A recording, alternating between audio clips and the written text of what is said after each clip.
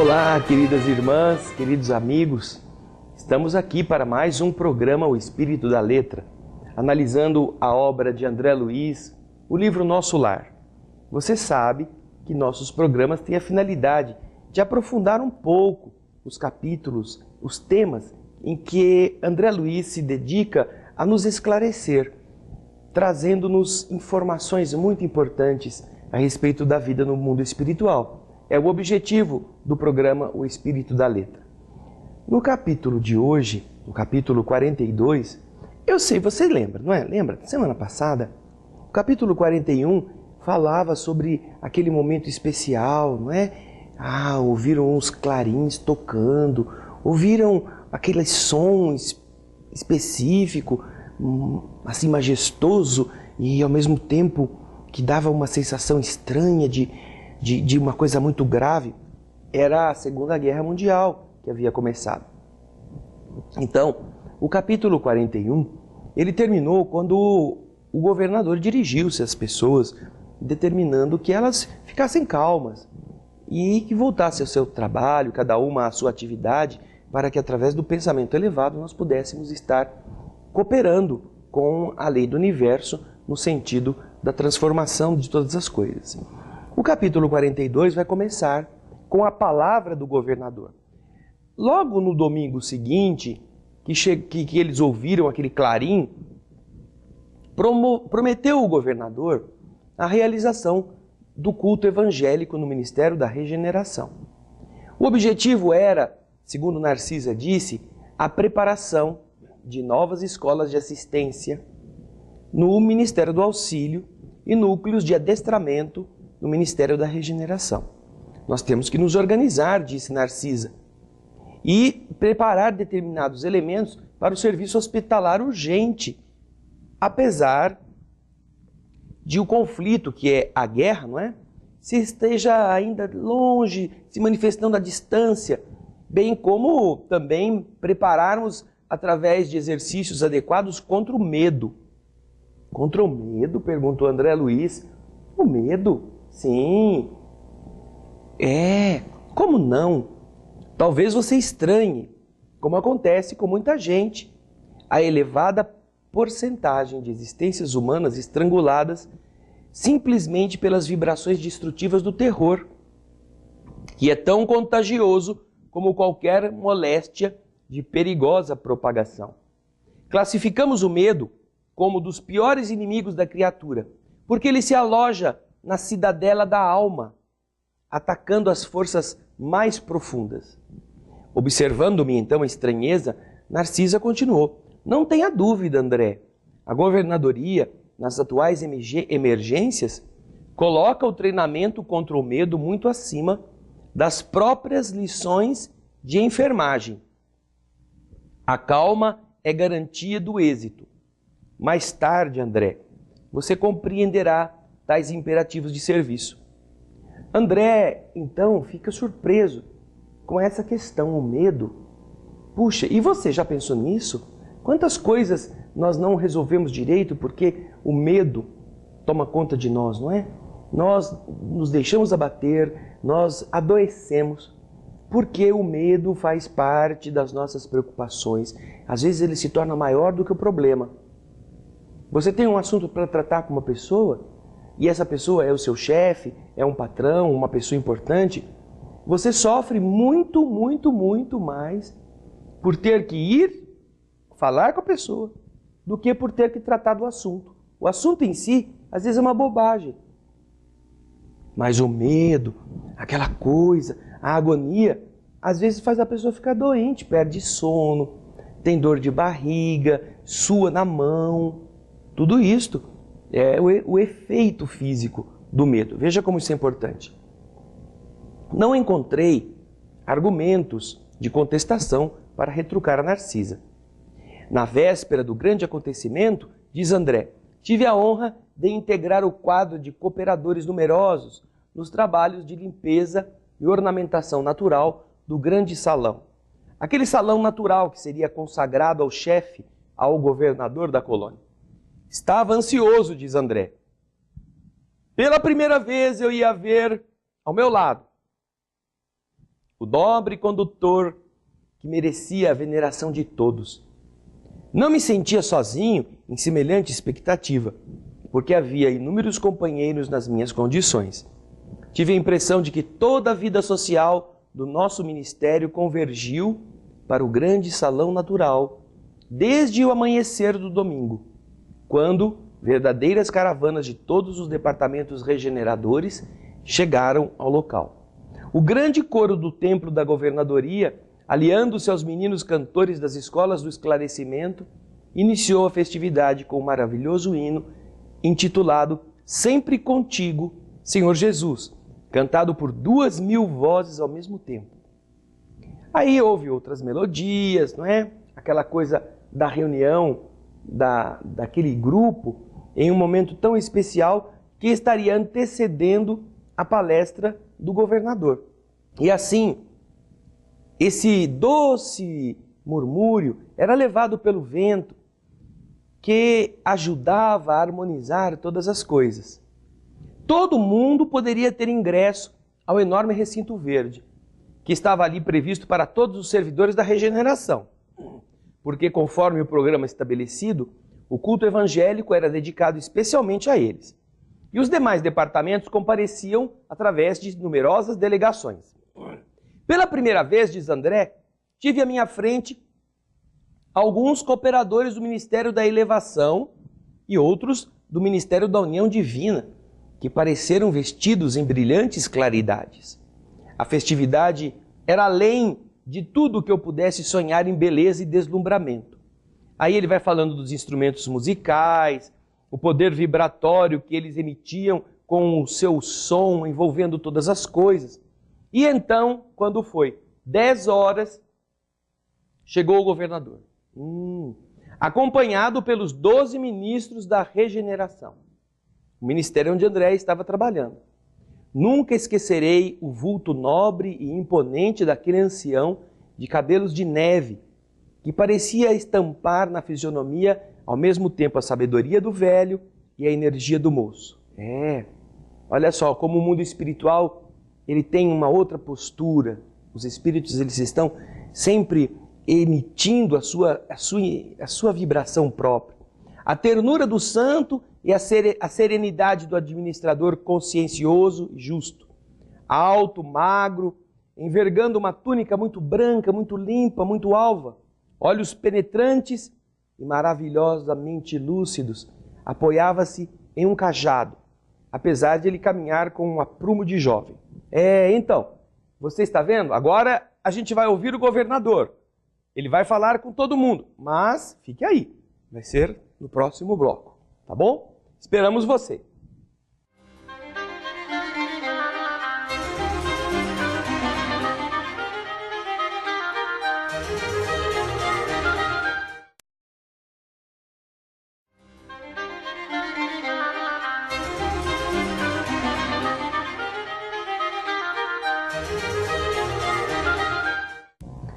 Estamos de volta com o capítulo 42 do livro Nosso Lar, a palavra do governador. Estávamos vendo como foi que tudo se arrumou para que, no domingo, o governador da cidade Nosso Lar pudesse dirigir-se a todos os trabalhadores da regeneração e mais os trabalhadores que quisessem, como delegados de outros ministérios, comparecer também. André Luiz descreveu a figura imponente, a figura sóbria, austera, firme, jovem e idoso ao mesmo tempo. André se deslumbra, se espanta de ver essa postura. Então, o governador se posiciona sentado no lugar de destaque necessário para que ele pudesse dirigir-se, então, à Assembleia. Agora você vai acompanhar o texto, olha. O velhinho enérgico e amorável passeou o olhar pela assembleia compacta, constituída de milhares de assistentes. Em seguida, abriu um livro luminoso que o companheiro me informou, o Salúcio que estava com o André, não é? Ser o Evangelho de Jesus. Folheou-o atento e depois leu em voz alta e pausada. E ouvireis falar de guerras e de rumores de guerras. Olhai, não vos assusteis, porque é mister que isto tudo aconteça, mas ainda não é o fim. Palavras de Jesus que estão no capítulo 24, versículo 6 do Evangelho de Mateus. Com o volume de voz consideravelmente aumentado pelas vibrações elétricas, o chefe da cidade orou comovidamente, invocando as bênçãos do Cristo, saudando em seguida os representantes da união divina, da elevação, do esclarecimento, da comunicação e do auxílio, que eram os outros ministérios que estavam presentes, dirigindo-se com especial atenção depois a todos os colaboradores dos trabalhos do Ministério da Regeneração. Ah, André fala, impossível descrever a entonação doce e enérgica, amorosa e convincente daquela voz inesquecível, bem como traduzir no papel humano as considerações divinas do comentário evangélico, feito com profundo sentimento de veneração pelas coisas sagradas. Finalizando, em meio de respeitoso silêncio, dirigiu-se o governador de maneira particular aos servidores da regeneração, exclamando mais ou menos nestes termos: é para vós, irmãos meus, cujos trabalhos se aproximam das atividades terrestres com mais propriedade, que dirijo o meu apelo pessoal, muito esperando da vossa nobre dedicação. Elevemos ao máximo o nosso padrão de coragem e de espírito de serviço. Quando as forças da sombra agravam as dificuldades das esferas inferiores, é imprescindível acender novas luzes que dissipem na terra as trevas densas que lá se encontram. Consagrei o culto de hoje a todos os servidores deste ministério, votando-lhes de modo particular a confiança do meu coração. Não me dirijo, portanto, neste momento, aos nossos irmãos cujas mentes já funcionam em zonas mais altas da vida, que já estão em níveis superiores, mas a vocês, que trazeis nas sandálias da recordação os sinais da poeira do mundo. Por que ele diz isto? Veja só. O governador está no Ministério da Regeneração. O Ministério da Regeneração é aquele que traz muito próximo o contato com os que estão na terra. Os que chegam em nosso lar geralmente ingressam na colônia através do Ministério da Regeneração. Regeneração e auxílio são as duas instituições da colônia Nosso Lar que estão mais ligadas à região da terra e à região umbralina.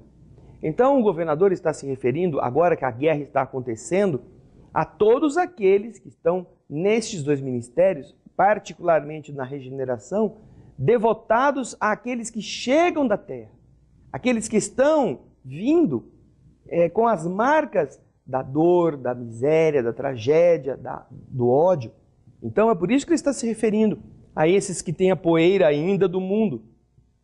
E eu estou fazendo isso, diz o governador, para exalçar, para elevar a tarefa gigantesca. Nosso lar precisa de 30 mil servidores adestrados no serviço defensivo. 30 mil trabalhadores que não meçam necessidade de descanso nem conveniências pessoais, enquanto durar a nossa batalha com as forças desencadeadas do crime e da ignorância. Haverá serviço para todos nas regiões de limite vibratório entre nós e os planos inferiores. Porque não podemos esperar o adversário aqui na nossa morada. Nas organizações coletivas, é preciso considerar a medicina preventiva como uma medida primordial para a preservação da paz interna. Em nosso lar, diz o governador, somos mais de 1 milhão de criaturas devotadas aos desígnios superiores e ao melhoramento moral de nós mesmos.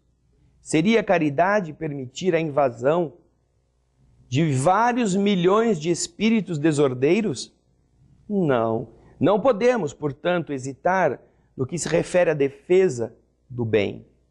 Sei que muitos de vós recordais, neste instante, o grande crucificado. Sim, Jesus entregou-se à turba de amotinados e criminosos por amor à redenção de todos nós, mas não entregou o mundo à desordem e ao aniquilamento. Todos devemos estar prontos para o sacrifício individual, mas não podemos entregar nossa morada aos malfeitores. Lógico que a nossa tarefa essencial é de confraternização e paz, de amor e alívio aos que sofrem.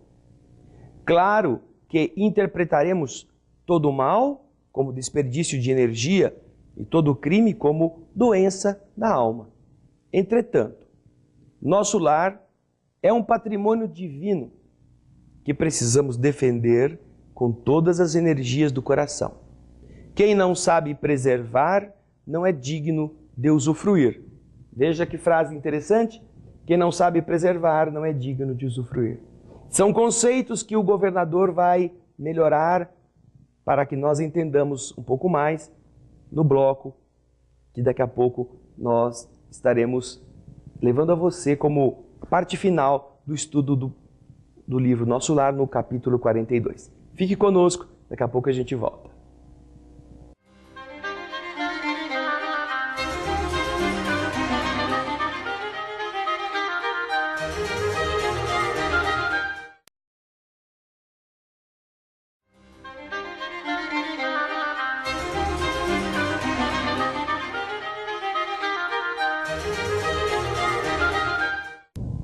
Estamos de volta com o programa O Espírito da Letra. Hoje o capítulo 42 do livro Nosso Lar, a Palavra do Governador. Nos blocos anteriores nós vimos o quê? No primeiro bloco, a preocupação de Narcisa em explicar ao André a necessidade de trabalhar o espírito de cada um contra coisas que são muito graves, como por exemplo o medo. O medo, diz Narcisa, ele é pior do que muitas das enfermidades. Porque, vamos dizer assim, ele é a causa, ele é o fator que desencadeia essas enfermidades. Depois chega o governador e ele começa a falar com as pessoas, depois de ler o capítulo 24 do Evangelho de Mateus.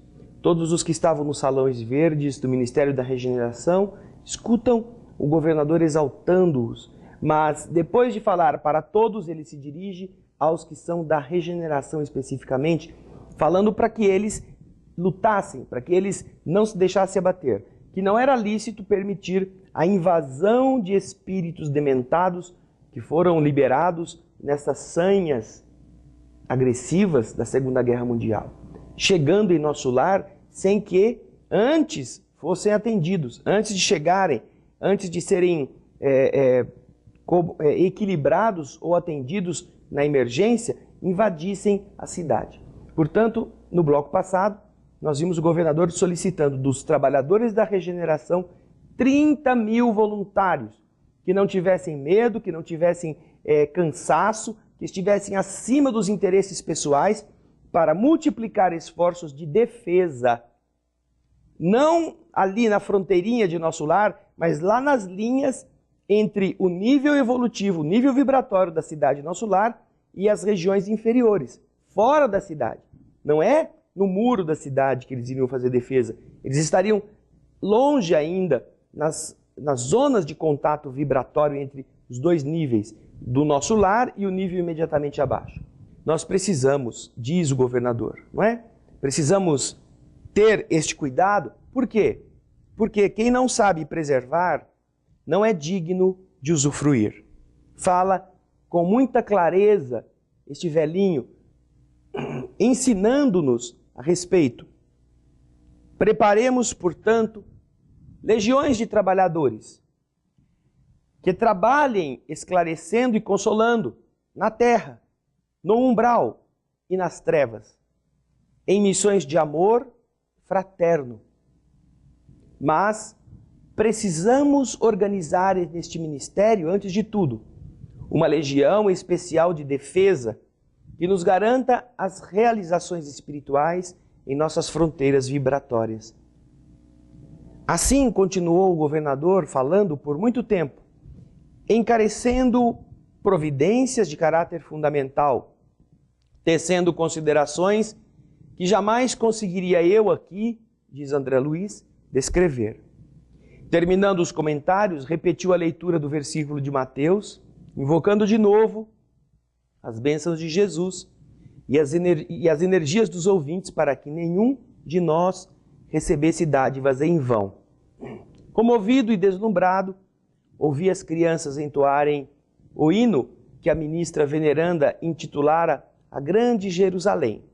O governador desceu da tribuna sob vibrações de imensa esperança e foi então que brisas cariciosas começaram a soprar sobre as árvores, trazendo talvez de muito longe pétalas de rosas diferentes em azul maravilhoso, que se desfaziam de leve ao tocar nossas frontes, enchendo-nos o coração de intenso júbilo. Nós encontramos o esforço dos Espíritos para consolar, para envolver as pessoas diante daquilo que viria, que já estava acontecendo e que estaria eclodindo no mundo espiritual depois que as primeiras bombas, as primeiras matanças fizessem suas vítimas. Não estava acontecendo a guerra no Brasil, não estava o conflito afetando nossa nacionalidade. Mesmo a nação portuguesa, muito ligada ao Brasil, não estava ainda em guerra.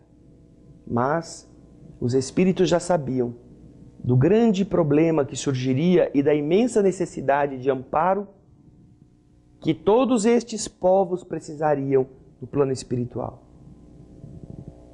Você já pensou quando vai na sua casa espírita e o dirigente da sua instituição diz: olha, precisamos de um voluntário aqui para levar uma pessoa no hospital que está doente.